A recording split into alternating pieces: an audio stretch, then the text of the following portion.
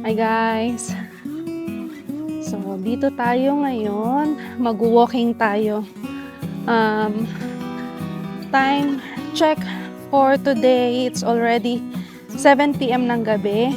So, naka-out na tayo sa trabaho, no? So, since 7 p.m. at ganyan ang itsura ng labas natin, ay mag-walking tayo. So, dito lang tayo sa paikot lang yan. Mag-walking lang tayo para lang ma-relax tayo and at the same time makita natin yung paligid ng natin. So yan guys, lakad lang tayo, no? So ayan ang neighborhood namin. So iba-ibang apartment yan. So napansin ko lang guys dito sa bago nating neighborhood, puro apartment siya. Iba't ibang apartment. Ayan, apartment din yan sa kabilang side. So, yun. Yung mga bata, nagbabike na. Hello! Say hi! Hi! Thank you! So, yung mga bata, ang saya-saya na nilang magbike ngayon dito sa neighborhood namin. So, yan. Mostly apartment ang nandito sa area namin, guys. Mga middle class. Siguro kasi other side, apartment din. So, yun. Mostly. Then, ang mga kapitbahay namin, mga Africans, ganun. Pero naman, tahimik naman yung neighborhood. So, ayan. Ayan ang ating area ngayong tinitirahan natin ngayon. Ang ganda. So 7 o'clock yan guys. So imagine 7 o'clock. Doon pa lang talaga sumikat yung araw. So around 4:30 doon pa lang talagang sumipag ng pagsisikat ng araw si Haring Araw, no? So samantalahin natin yun na tayo, mag-walking habang ganito ang weather. Kasi the whole week ata ulan talaga guys dito sa amin, sa Alberta, ay sa Edmonton. So ayan, lakad lang tayo guys. So yan, ang ko guys, 1 hour mag-walking, mag-explore kung saan park tayo pwedeng pumunta para mag-lose din yung kasi pag uwi ko nagbigay ng ng lumpiang hubad yung yung may-ari ng bahay, no, tsaka yung tira nating pizza. So yun, para lang hindi matagtag yung natin. So, ayan. Ay, maple tree to, pero ibang klase. Maple tree to, guys, Tingnan nyo. Pero parang kakatanim pa lang niya. Pero ibang klaseng maple tree, parang papaya. Ayan, ibang klaseng maple tree. Parang, ito ata yung Japanese maple tree. Guys, iba yung naman yung nakita natin doon sa sa farm, sa Lewis Farm. Yung sa Lewis Farm naman, ganyan ata yun. Pero maliit pa yun. Yun, ang lalaki na ng dahon, no? Then, meron naman yung sobrang lapad. Pero 5 rays din siya. Sobrang lapad yung, yung nagko-color red. So, yun. Ikot-ikot lang tayo dito, guys. Ang daming dito, no? Alam nyo ba, guys? Hindi lang pala ako hindi ko pala nakwento sa inyo kasi ang tagal kong hindi nag-vlog, guys, no? Last time na ako, nakapag-dumpster tayo, guys. Siguro nakatipid tayo ng around $25 or $30 na na mga anik-anik, Christmas decor, Christmas wreath, tapos meron akong nakuha ang mga pang-display na yung mga plastic na cactus. Succulent pala. Succulent plants. Eh, ang price nun sa dollar store is $2. So, 9 pieces yon. And magaganda pa siya. Huhugasan mo lang. So, nakakuha tayo ng 9 pieces. So, $18 na yon. Then, may nakuha tayong maliit na flower vase na ano, let's say sabihin natin $10 yon. Tapos, may mga picture frame, Christmas wreath, tsaka yung Christmas decor na pwede nating ipabox sa Pinas, no? Andun lang kasi yun dun sa ano, sa tapunan ng ano namin, community. Tapunan ng garbage. Nandun lang sa gilid. Eh, meron akong titingnan sa ano, supposed to be may titingnan ako sa mailbox nung time na yun kasi may iniintay nga tayong documents from overseas. So, yun. Pagtingin ko, uy, take note, may bonus pa yun, guys. May nakita pa akong ano, helmet. Eh, di ba plano nga natin last time, nabibili tayo ng helmet para makapag-bike na tayo. Pero ang bait ni Lord kasi may nakuha tayo, may na-dumpster tayo. So, kailangan ko lang yun na labhan, guys. Tawid tayo, guys. Kailangan ko lang yun labhan, guys, kasi yun ay, syempre, used yun, no? Pero yung helmet, nakita ko naman na maayos pa. Ang parang nabasag lang doon yung parang ilaw sa likuran na ano, yung reflector light pala yun na ano, siguro bata yung may ano nun, pero kasya sa ulo ko, guys, eh. So, yun. Kesa bibili pa tayo, guys, ipaalis na rin naman tayo dito. And hindi naman siya ano, kung morning naman tayo magbabike. Pero dito kasi maingat sila pagdating sa mga ganyan, guys. Ewan ko, hindi sa kanila ano, ang tawag nun, guys, hindi sa kanila big deal kung bibili sila ng bago, ganun. Yun, sa ating mga Pinoy, di ba, hanggat magagamit, gagamitin natin, hindi tayo bibili ng bago. Normally, yun ang pagkakaiba ng Western people sa Asian people. Kasi, guys, ayan, dito tayo sa park. Kasi, guys, ano, guys, anong tawag doon? Ewan ko ba, yun yung nakita ko sa kanila. Kasi, alam nyo, guys, kapag yung ayaw nila yung gamit, hindi na sila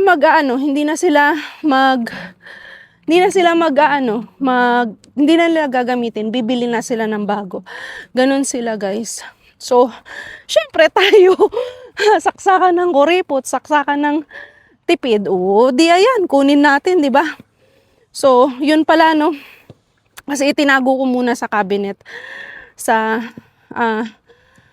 sa wardrobe ko. So, lilinisan ko na lang yun kapag nagka-day off tayo. Hugasan ko. Isa-sanitize ko muna yung helmet, no? Pero feeling ko, malinis naman yun. Mga taga dun lang rin naman ang gumagamit nun. Pero, syempre, to be safe, diba? Lilinisan natin, no? So, dito tayo sa park. Dito lang. Malapit lang naman to sa bahay. Ayan, guys, ang ganda ng pine tree, oh. Parang binonsai nila. Parang binonsai nila to, guys. Oh. Ito yung ano natin, oh. Sa Christmas tree natin, guys. Oh. Yan. Parang binonsai nila, no? So, ayun. Kaso maraming bata, guys. Maraming bata ngayon dito. So, medyo ano tayo. Kasi baka makuhanan natin at sila ay medyo magreklamo, no? So, hahanap lang tayo ng spot, guys. So, yan. Dito tayo. Umakyat tayo sa uphill, guys. Dito sa, kasi may mga bata doon. Eh, yung karamihan kasi yung mga bata, ayaw nakukuhanan ng video or ng camera. So, dito lang tayo. Ayan, oh. Tignan nyo guys. Ganda no? Ayan no? Oh. Yan, uphill. Oh, 'di ba? Kaya lang mainit. And ayan guys, oh. Oh, yan. Mainit. Di pa tayo nagsa-sunblock, guys. Ang lakas makaitim dito, guys. Pero sige. Ano tayo? Dito tayo sa pinakatuktok. No, mag-vlog lang tayo dito, no. Dito tayo, guys. Ang iniisip ko, nakakaakyat kaya yung mga aso dito, guys. No? Dito tayo. Kwentuhan tayo dito, guys. So, tutok na tutok yung araw. So, dito ko kayo dinala kasi gusto ko rin mag-relax. Gusto ko rin mag-relax, no? Maaga ako umuwi ngayon, guys, kasi di ko alam, feeling ko, burnout or demotivated sa trabaho, no? Kasi naman, guys, uy guys, walang dyan ha, magreklamo kayo or eto lang kukwento ko lang sa inyo. Kasi kung ikaw nag-apply, sorry yun naman kati yung kasi yung feather ng dandelion guys, lumilipad. Ayun, ang dami. So yun, kwentuhan ko lang kayo, i-brief ko lang kayo kung bakit, no? Kapadyama na ako, umuwi muna ako. Then, sakto, kasi may kailangan ako i-submit sa school na deadline na kasi ngayon dyan sa Pilipinas. Kasi 19. So, 19 na dyan ngayon sa Pilipinas. So, kailangan kong madaliin yun. And, meron akong inayos dito kay paring YouTube, no? Kasi nag-notify sa akin. So, good, naayos ko na yon. Na-submit ko na yung evaluation, yung knowledge skills evaluation na kailangan i-fill out ng ng immediate head ko. And then, ano pa ba yung naayos ko? Yung finalized research paper namin doon sa mentor namin. So, yun, ko na yung tatlo na yun yung iniisip ko talaga kasi deadline na kasi. Actually, yung research paper namin guys is deadline niya ng dali lang guys kasi mainit. Deadline niya ng 15th pero hindi pa nga namin natapos yung research paper kaya nakiusap na lang ako if possible na malate for now ng 2 days. Then pumayag naman yung mentor, the good thing, no? So yun, kailangan nating ipasa ngayon. Guys, nandito ako sa tuktok. Mainit. Mainit guys. So yun. Ayun, i-brief ko lang kayo guys kung bakit ganun yung nararamdaman ko sa trabaho ko. So, ayan. Kaya ako naramdaman yun guys kasi ang apply ko is restaurant manager guys, 'di ba? 1 year na ako dyan sa bago kong work na yan. Dyan sa current work ko, 1 year na ako. And nakaka-frustrate guys kasi ang ini-insist nila kapag may sablay, you're the manager. Pero hindi yun yung nararamdaman ko guys. Ay, ano ba? Guys, hindi naman to pagiging nega, no? Kasi kung ikaw ang manager, may control ka sa schedule, may control ka sa lahat, may control ka sa hindi wala kang control. Yung management skills mo, hindi mo maipamalas. Tama ba? Hindi mo maipakita. Mostly nasa operations ka. Na ikaw mismo yung gumagawa guys. Ikaw mismo yung nagtatrabaho, ikaw mismo yung nagmamap, ikaw mismo yung nagtatapon ng basura. Yun. And I don't feel na management ako guys kasi sa akin lahat. Tapos pag may aberya sa store, ang blame sa akin. Because you're the manager, you have to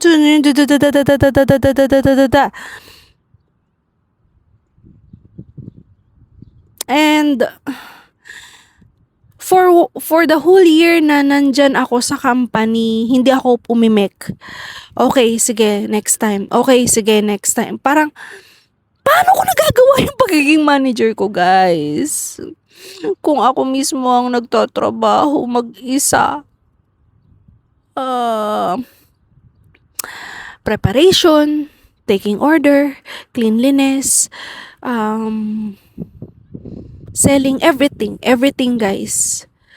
Na paano mo magagampanan ng maayos yung manager task mo kung pagod na yung physical mo, yung physically pagod ka na. 'Di ba? Tapos walang ibang absorber kundi ikaw lang. Ang hirap, no? Masasabi mong okay nga yun kasi mag-isa ka lang mahirap, guys.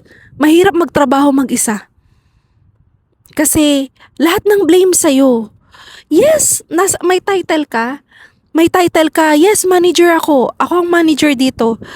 Pero come on, lahat guys ang nasa paligid ko, lahat ng kapitbahay namin na store, guys. Napagkakamalan na akong ako ang may-ari. Sinasabihan pa nila ako na, hindi ka ba nagpapahinga? Ikaw lagi ang nakikita namin dyan. Ikaw lagi, mag-isa ka lagi. Imagine, guys. Alam nyo, pag ganun, ngumingiti na lang ako. Understaff kasi kami, ganito. Parang, nagkakaroon ng tanong din sa akin na, oo nga. Kasi guys, 1 year na ako dyan. And, akala ko, kasi sabi nila under probationary, okay, 1 year na ako. Tapos, yung trainer namin, siya ang gumagawa ng schedule. Lagi kong sinasabi sa kanya, ayusin mo yung schedule. Hanggang sa napuno na ako kahapon, sinabihan ko talaga siya na I never speak against you guys when it comes to the schedule, when it comes to the treatment that you're showing to me, na yung treatment na nararamdaman ko, guys. Kasi guys, manager ako pero wala akong boses. Malilate yung staff. Hindi ako ang kokontakin. Ito pa, guys. 'Di ba? Sabi nila, yes, you're the store manager. Ang in-applyan ko restaurant manager kasi yun talaga yung naka-post sa Indeed. Sabi nila 3 months probationary. Okay, sige, 3 months probationary. And then, pero kung ako nga talaga ang manager, dapat kasi ako ang kinakausap ng mga tao. And then I will relay sa trainer. Kasi trainer ka nga eh. So yung SOP ng restaurant lang ang concern mo. Pero yung pati yung paghawak ng tao, ng schedule, kapag malilate yung tao, ikaw lang ang nakakaalam, sasabihan mo lang ako, anong ginagawa ko dito? Kayo guys, kung kayo ang manager, 'di ba dapat ikaw ang nakakaalam ng lahat? And ikaw din ang magre-relay dun sa mas mataas sa'yo kasi ikaw nga ang manager. Ikaw nga ang store manager. Kaya sinabihan ko siya kahapon na I don't feel na ako yung store manager dito. Sabi niya, no, you're the store manager. No, don't play on me. Ginanong ko na lang talaga, guys, kasi I'm not born yesterday. 'Di ba? I'm not born yesterday. Hindi ako 18 years old or 25 years old na pwede niyong bulahin na no. Kaya nga nagtanong ako ngayon, guys. Medyo struggle talaga ako. Pero hindi ko na lang siya iniisip minsan, guys. Hindi ko na lang siya iniisip na mabigat kagaya ng dati. Dati kasi talagang umiiyak talaga ako. Yung sa sobrang pagod ko, umiiyak talaga ako, guys. Ngayon kasi, syempre, guys, Meron na tayong iniintay, no, papunta sa ibang dako ng mundo. No? Kaya hindi ganun kabigat. Hindi ganun kabigat yung ano natin, yung nararamdaman natin ngayon. Kaya lang um parang ano ko urong-sulong ako guys na bakit kailangan ko pang sabihin ng ganito sa kanila, na dapat alam nila. Sinabi ko kahapon, for sure alam kong makakarating yun sa owner kasi lagi naman yun, nagsusumbong naman yun talaga yung kasama ko na yun, ano.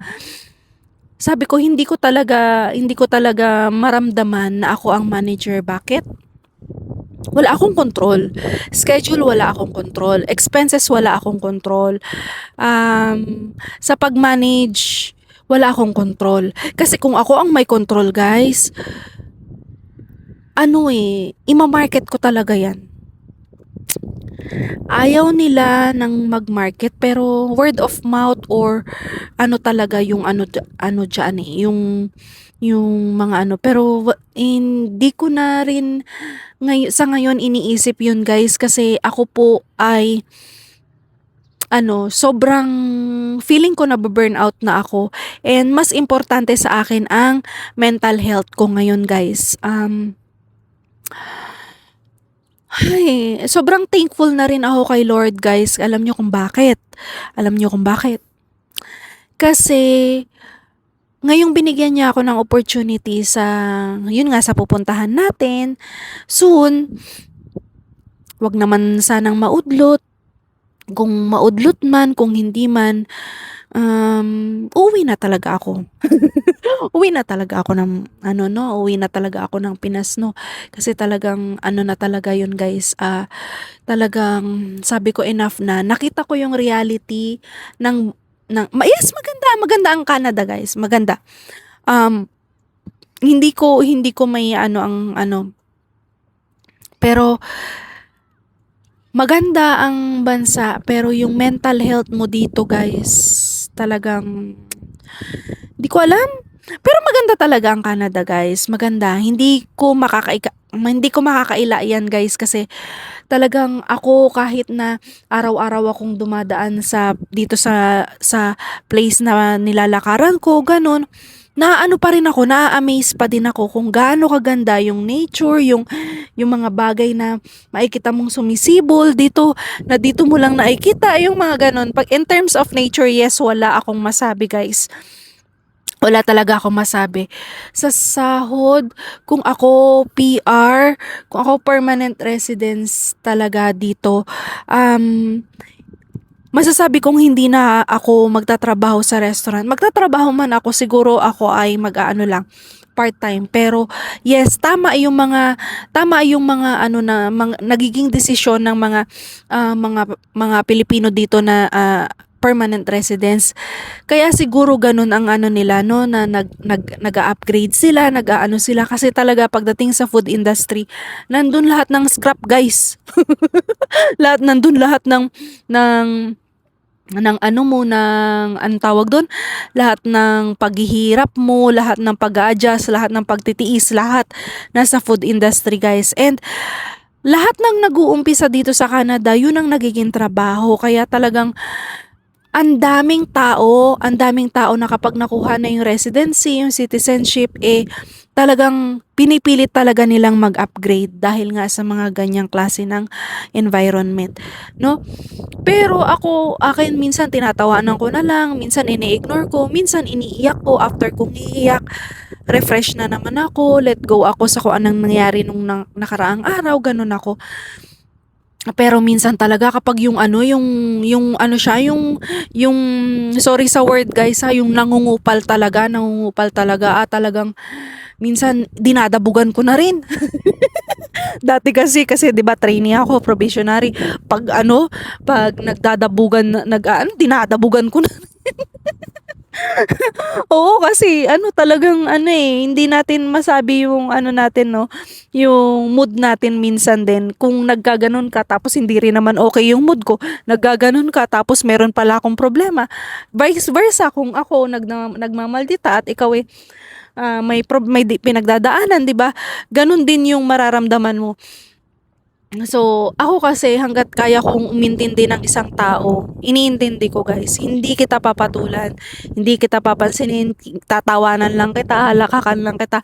Pero kapag ako ang tinamaan ng kaanuhan guys, kamalditahan, may yung lalabas din sa bunganga ko, hindi mo rin magugustuhan. Yun yung iniiwasan ko guys. Kasi ako talaga, may pagkamaldita din talaga ako. Lalo kapag hindi ko gusto yung yung naririnig ko, yung nakikita ko, diretsa din ako magsalita or hindi na kita papansinin, hindi na kita kakausapin, hindi na kita titignan, ganun, ganun kasi ako guys. Kaya, ayun. So, medyo mainit na dito guys. Iikot tayo dito sa nandito tayo sa uphill. Gusto nyo bang makita guys? Gusto nyo bang makita? O sige, titignan natin ha. Ayan guys. O, 'di ba? Ayan. Ayan, ayan ang park. Nandito tayo sa uphill. So, ayun guys ang playground. Open field yan eh. Yan, yung area na yan, open field yan guys. Ayan, yan, ayan yung O, 'di ba? Yan yung harap natin. So, nandito tayo sa taas. Nandito tayo sa taas. So ayun guys, dito residential tong nasa likuran natin, no. Oh my god, naputol na pa. Ang dami ko nang yaw-yaw. Ang dami ko nang dal sa inyo guys. Hindi pala nagvi-video. Nakatingin pa ako sa screen pero hindi pala nagvi-video. Oh my god. Ano ba yung nasabi ko? Ano ba yung nasabi ko? So ayun. Ayun nga, tumaba nga ako guys kasi dito kasi yung 'di ba, syempre nung winter hindi tayo masyado pinagpapawisan kasi nga malamig, no. So nandun pa yung sabi ko nga, na mention ko nga na magda-diet ako. Gusto ko na mag-diet, guys, kasi ito ito yung pinakamabigat na timbang na naranasan ko sa buhay ko. So yun. Since tayo ay hindi kasi tayo kumakain ng lunch sa store. So, madalas guys ay sa gabi talaga gutom na gutom ako. So, hindi ko maiwasan na kumain. Ngayon, pag uwi ko, may naiwan pa kasi akong pizza. Then, nagluto ng lumpiang hubad yung may-ari. Kasama yung tiyahin niya. So, binigyan ako ng isang bowl and yun ang kinain ko. And sarap guys kasi hindi sila ang niluto lang nila yung sauce tapos tinos lang nila yung yung gulay. Ang sarap guys. Well, no rice pero may pizza. Pero okay lang yun guys, no? Hoping na makapag-diet tayo bago tayo pumunta doon sa pupuntahan natin. Yeah, hoping. Kasi talagang sobrang, siguro, minsan nga iniisip ko nga guys nag-gain ako ng weight. Baka dahil hindi sa pagkain kasi minsan di na nga rin ako kumakain, 'di ba? Dahil sa stress siguro guys. Feeling ko lang. Yun. So, nandito tayo sa taas and ang dami nang nagbabike na bata. So, lalakad lang tayo pa pag no, tas uuwi na tayo kasi na rin, 8:00 na rin ng gabi dito guys. And kahit na maaraw pa, syempre may pasok din tayo bukas. Maaga na naman tayo bukas dahil morning shift tayo bukas, no. So yun, lakad tayo guys, no.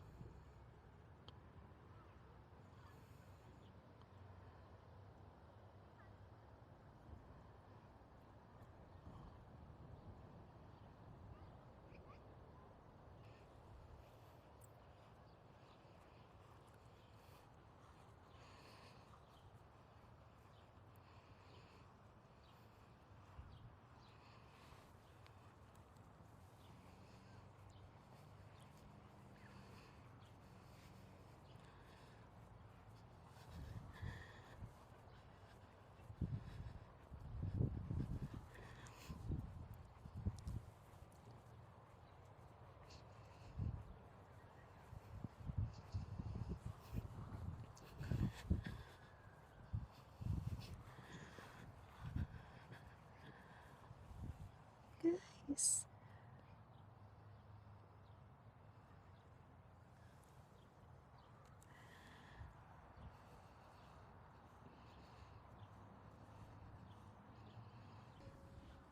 So, lalakad tayo dito sa pathway dito, guys, no?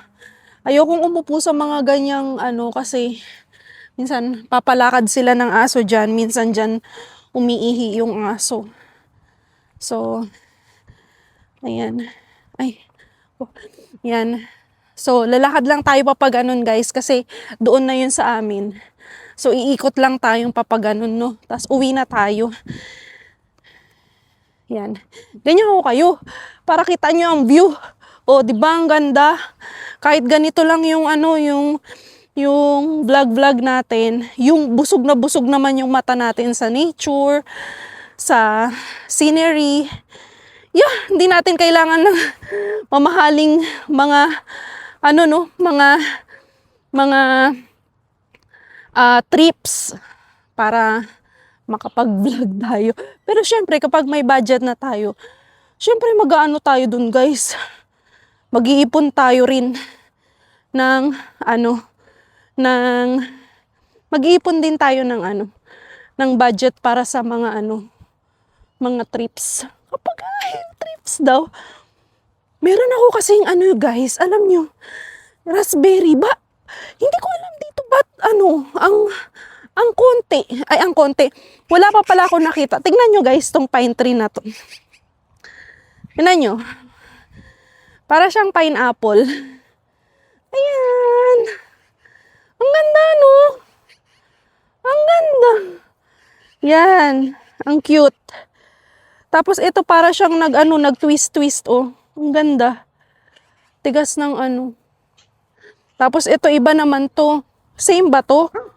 Same ba to, guys? Ay, same siya, pero maliliit. Maliliit.